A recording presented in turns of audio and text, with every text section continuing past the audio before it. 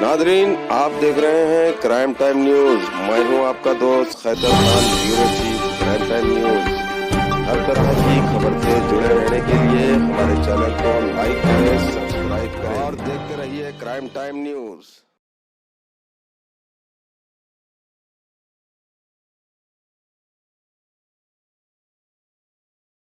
Phones seize చేయడం జరిగింది.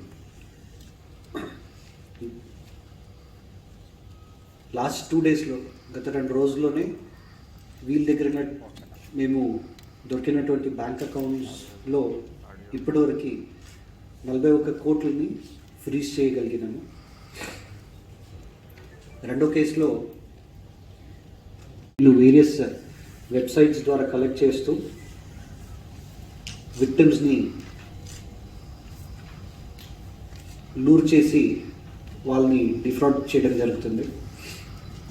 మూడో కేసులో లోన్ ఫ్రాడ్. ఒక పెద్ద ఫైనాన్స్ కంపెనీ, బ్రాండెడ్ ఫైనాన్స్ కంపెనీది పేరు వాడుతూ లోన్స్ ఇస్తామని అబద్ధం చెప్తూ ఆ లోన్స్ది ప్రాసెసింగు అండ్ వేరే చార్జెస్ అనే పేరు మీద విక్టిమ్స్ని అంటే कि the bank account is opened in my name but I have not opened it. Somebody has either stolen my identity or I have willingly given my identity for some monthly commission कि okay you open bank account and give me monthly some money, or if I have given my details in some other platform, that data is stolen by the fraudsters and the accounts and SIM cards are generated using those identities, and this is the main modus operandi. So in the loan fraud, the people we caught from Bihar, Nalanda, Forbesganj and Patna, they till date they have sold more than 600-700 mule bank accounts and mule SIM cards to be used by the fraudsters for committing these crimes. So this has been a big catch by our department. ముగ్గురిని arrest చేయడం జరిగింది.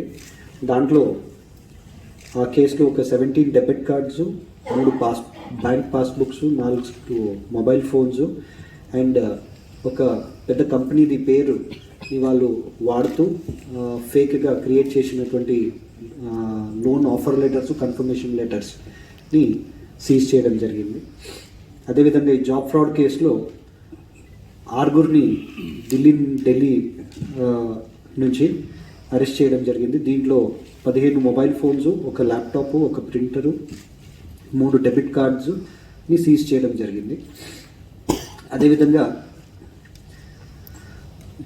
ఈ online gaming and betting ఫ్రాడ్లో total 8 మందిని arrest చేయడం జరిగింది. అందరూ ఢిల్లీ వాసులు.